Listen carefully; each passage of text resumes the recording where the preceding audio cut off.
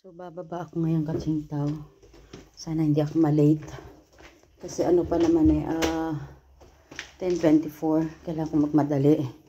Titignan ko kung bukas na ba yung nagtitinda ng aquarium man. Kasi gusto kong ma-survive yung aking isda.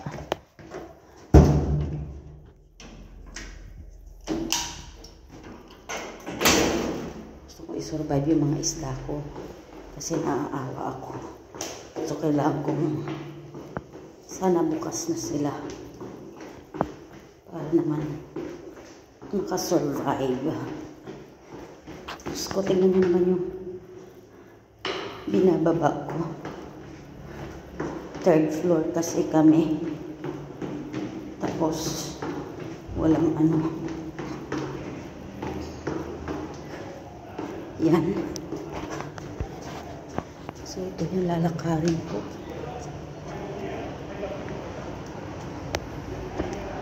Bubukas lang talaga niya. Sumakto ako. So, ayan, sakto nga. Kabubukas lang talaga nila. Hindi ko alam kung magpapabili na sila. Pero manggugulo na ako. Subukan ko manggulo. So, ito, nakabili na ako.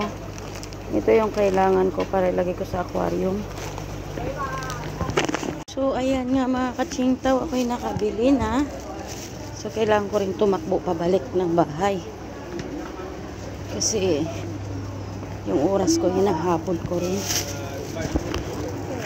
Nakarating din ako. Tignan nyo naman yung aakyatin ko. Papakita ko sa inyo. Pare, wala nang pahinga. Kailangan ko itong hugasan. Grabe, pagod ko. Kailangan ko siyang hugasan mga Katsingtaw. Bago ko siya ilagay sa aquarium. So, make sure na malinis.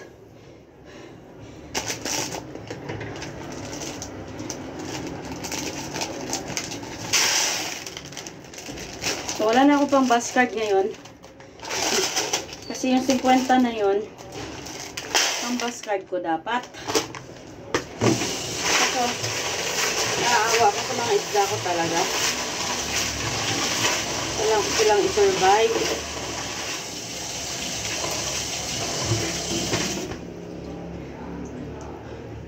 Para makasurvive. Ilalagay ko na sila dito mga Katsingtaw.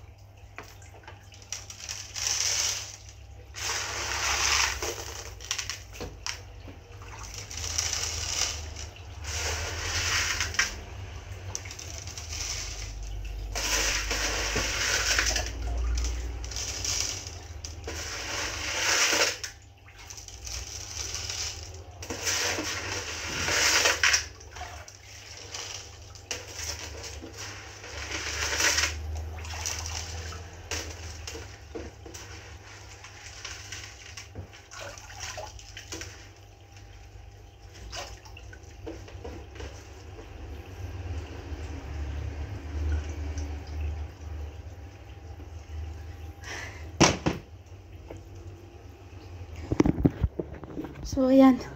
Pinagpawisan din ako ng konti doon, ha. So, ayan na sila. Mamaya niyan, yung tubig, lilinaw na din yan. So, sana mag-survive silang lahat.